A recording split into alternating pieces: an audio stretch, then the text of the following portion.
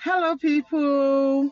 My name is Rahimat, and welcome to episode one on settling down in a new environment. And as I said, this is a disclaimer. The content of this series is not only my content, it's a content of somebody that lived in the country where I settled in and is mostly from his perception and from my experience. So when somebody tells you this works and you've not experienced it, so it's just going to be like advice, but this one is advice with validation. The first season is going to be around what exactly do you want to go and do in the new country, and this is my perception. So I started relocation plans mostly because my sibling said it was time to leave and go start over again, and I really did not know what I wanted, but he said to go to school.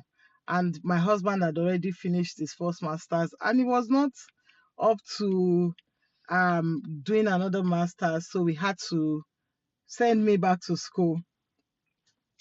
What did I do pre getting to the new country? I made sure that all of the online um onboarding meetings, I joined them. I joined all the onboarding meetings. Like, it was so much, and I was joining. Was I working full time? Yes, I was working full time, but I'm always on my laptop. So I had this headset, and I know once they invite me for a meeting, my calendar picks it up, and I joined the meeting. So what's the benefit of joining all these meetings? For me, when one of those meetings was when a lot of people were saying, "Are you in this department? Are you in that department?" And I saw people started dropping WhatsApp links, and I created a group for my department, and a lot of people joined while I was still in Nigeria. It was from one of those links that I joined that they said there's an opportunity for you to work on a job as a student ambassador, and I applied right there at my desk at work, and I got the position before I even bought my flight ticket to come to the UK.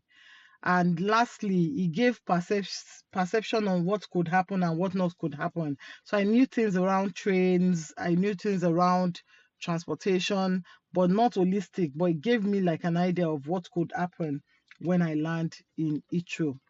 And so that's all about joining all the pre onboarding session, depending on what your university onboarding session looks like, or even if it's a job. Secondly, what I did was research extensively and asked questions. I wasn't hiding the fact that I was relocating, especially for people that matter to me, especially for people that are already in the UK. So I called my friends. I didn't have any friend. I did not remember I had friends in the UK, or we were not in touch. So I called my friend that was in Canada. So I called my friend that was in Canada, who told me about all the free things she got for her kids. And I started thinking, how am I going to settle down in the UK? And then I that prompted me, started researching where I'm coming to. And I found out that you could get pre-used furnitures, pre-used household items for free, absolutely, or for cheaper. So I went for the for free, absolutely, because a lot of cash had gone into school fees, proof of funds, flight tickets for a family of five. So that said, I am one of the people that had this soft landing. And a reminder, the purpose of these YouTube sessions and channel is to encourage more people to find their bearing and find their footing easily. Um, I would post people that help me, like contacts that help me in terms of looking for accommodation, airport pickup, and such items.